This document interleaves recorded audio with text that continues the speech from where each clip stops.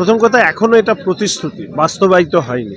এই টাকা সাংবিধানিকভাবে তিনি দিচ্ছেন, না কোনো ঘুরপথে এই টাকাকে ব্যবহার করবার চেষ্টা করছেন ভোটের সময়, তার দিকে কিন্তু আমাদের নজর আছে। বিরোধী দলনেতা ইতিমধ্যে বলেছেন যে বাজেট বহির্ভূত খরচা এবং ঋণ সংগ্রহ করা হয়েছে। 100 দিনের কাজের যে ধর্ণা দিল্লিতে অনুষ্ঠিত হয়েছিল, সেই ধর্নায় যারা উপস্থিত ছিল তাদের গলায় সোনার চেন থেকে শুরু করে তারা ফ্লাইটে গিয়েছিলেন। এরা কারা?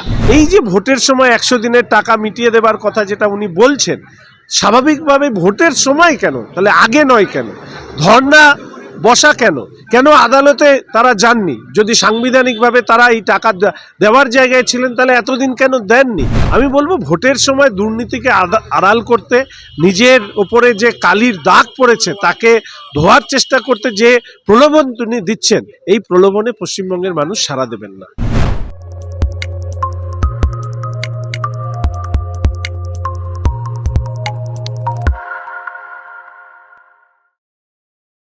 একদিকে যখন মুখ্যমন্ত্রী মমতা বন্দ্যোপাধ্যায় তিনি 100 দিনের বকেয়ার টাকা মিটিয়ে দিচ্ছেন, ঠিক সেই সময় সিএজি রিপোর্টে ভয়ঙ্কর কিছু তথ্য উঠে এসেছে। প্রায় 1.94 লক্ষ কোটি টাকার হিসাব দেয়নি এই রাজ্য সরকার। দেখুন, প্রথম যে প্রশ্ন আপনার ছিল যে প্রায় প্রচুর সংখ্যক মানুষ যারা 100 দিনের কাজের টাকা পাননি বিগত 2 অর্থবর্ষে, সেই টাকা উনি মিটিয়ে দেবেন। প্রথম কথা, এখনও এটা প্রতিশ্রুতি, বাস্তবায়িত হয়নি।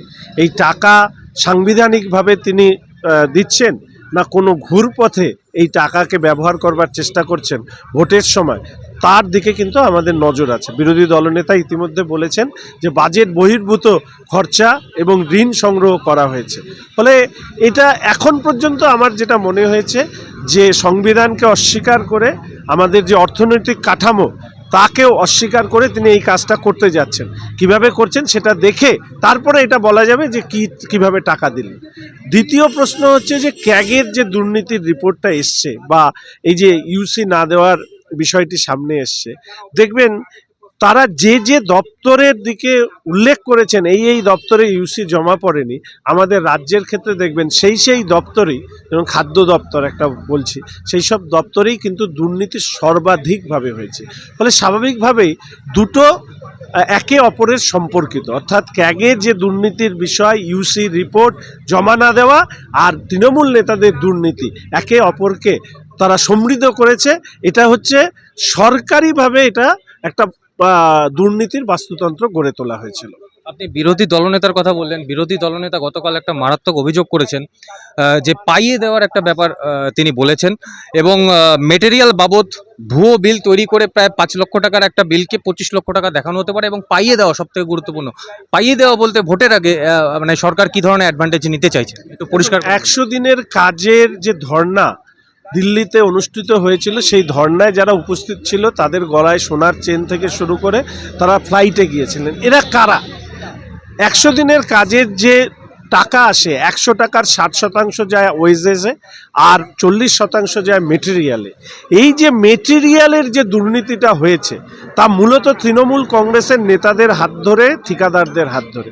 ফলে স্বাভাবিকভাবে সেই মানুষদের কে অর্থ পাইয়ে দিয়ে তারপরে গ্রাম বা কে নিয়ন্ত্রণ করবার চেষ্টা তারা চালিয়েছেন। আমি শুধু এইটুকু বলবো যে এই যে ভোটের সময় 100 দিনের টাকা মিটিয়ে দেবার কথা যেটা উনি বলছেন, স্বাভাবিকভাবে ভোটের সময় কেন, তাহলে আগে নয় কেন?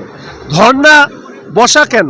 কেন আদালতে তারা যাননি? যদি সাংবিধানিকভাবে তারা এই টাকা দেওয়ার জায়গায় ছিলেন, তাহলে এতদিন কেন দেননি? এই প্রশ্নগুলো উঠছে। ফলে আমি বলবো ভোটের সময় দুর্নীতিকে আড়াল করতে, নিজের ওপরে যে কালির দাগ পড়েছে তাকে ধোয়ার চেষ্টা করতে যে প্রলোভন তিনি দিচ্ছেন, এই প্রলোভনে পশ্চিমবঙ্গের মানুষ সাড়া দেবেন না। আরও একটি ভয়ঙ্কর বিষয় ক্যাগ রিপোর্টে উল্লেখ রয়েছে যে পুরনো ঋণকে শোধ করা হচ্ছে নতুন ঋণ নিয়ে, এবং ইতিমধ্যেই প্রায় 7,000 কোটি টাকার একটা ঋণের আবেদন জানানো হয়েছে। ক্যাগ রিপোর্টে এটাও বলা হয়েছে যে এটা মারাত্মক, এটা বেশি দিন চলতে পারে না। 2011 সালে রাজ্যের ক্ষমতার পরিবর্তন হয়। 2011 সালের আগে এই রাজ্যে 1,86,000 কোটি টাকা ঋণ ছিল, সেটা প্রায় এখন 6,00,000 কোটি টাকায় পৌঁছে গেছে।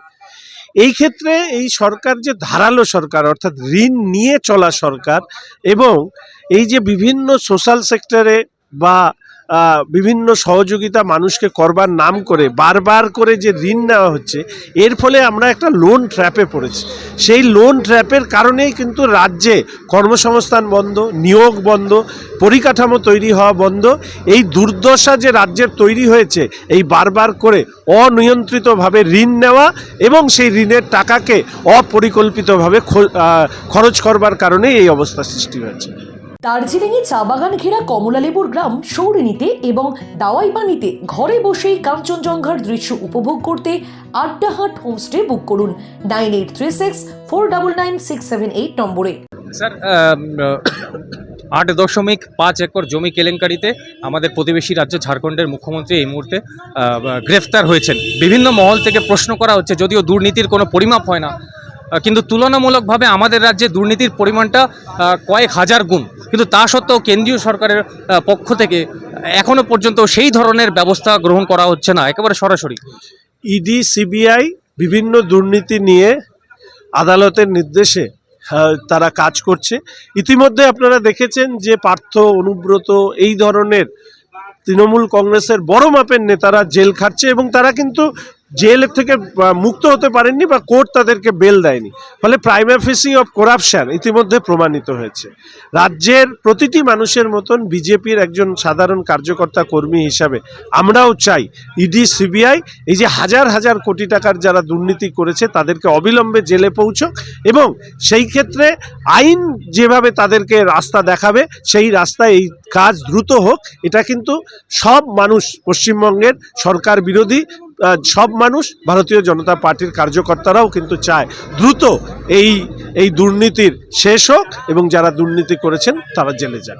শীতকালে সুন্দরবন ভ্রমণের নির্ভরযোগ্য একমাত্র নাম সাগর সঙ্গম ট্রাভেলস। নিজস্ব লঞ্চে ভ্রমণ এবং অফুরন্ত খাওয়া দাওয়ার বিপুল আয়োজন। বুকিং করুন 9733066075। আপনি মানুষের কথা বলছেন, মানুষ তো ধেরে উদ্দুরের নামটা জানতে চাইছে। মানুষ তো ধেরে ইঁদুরের নাম, আমরা তো বারবার করে বলছি যে মুখ্যমন্ত্রী এবং তার ভাইপো এই দুজনের সহযোগিতা ছাড়া এই ধরনের কর্মকাণ্ড করা সম্ভব নয় এবং সেই ক্ষেত্রে নিশ্চিতভাবে ইডি, সিবিআই তাদের দায়িত্ব আছে। এত বড় অভিযোগ ইতিমধ্যে সরকারি দপ্তরে, বিশেষ করে শিক্ষা এবং খাদ্য দপ্তরে যে দুর্নীতি হয়েছে, খেয়াল করে দেখবেন যে পার্থবাবু বা জ্যোতিপ্রিয় এরা কিন্তু মমতা ব্যানার্জি অত্যন্ত ঘনিষ্ঠ এবং জ্যোতিপ্রিয়র সম্পর্কে তিনি বারবার করে বলছেন যে পাশে আছি, অনুব্রতর পাশে আছি। তার মানে এরা দুর্নীতিটা যদি এদের বিরুদ্ধে ব্যবস্থা নেওয়া হয় তাহলে মুখোশ খুলে যেতে পারে। তাই মমতা ব্যানার্জি নিজে এদের নামে একটা আড়াল করবার চেষ্টা করছে। আমরা আশা রাখি যে ইডি, সিবিআই এই ক্ষেত্রে রাজ্যের মাননীয় মুখ্যমন্ত্রী বা তার পরিবার যে দুর্নীতির সাথে যুক্ত সেই রহস্যের জাল উন্মোচন করে যা আইনগত ব্যবস্থা সেই ব্যবস্থা তাদের বিরুদ্ধে নেবে।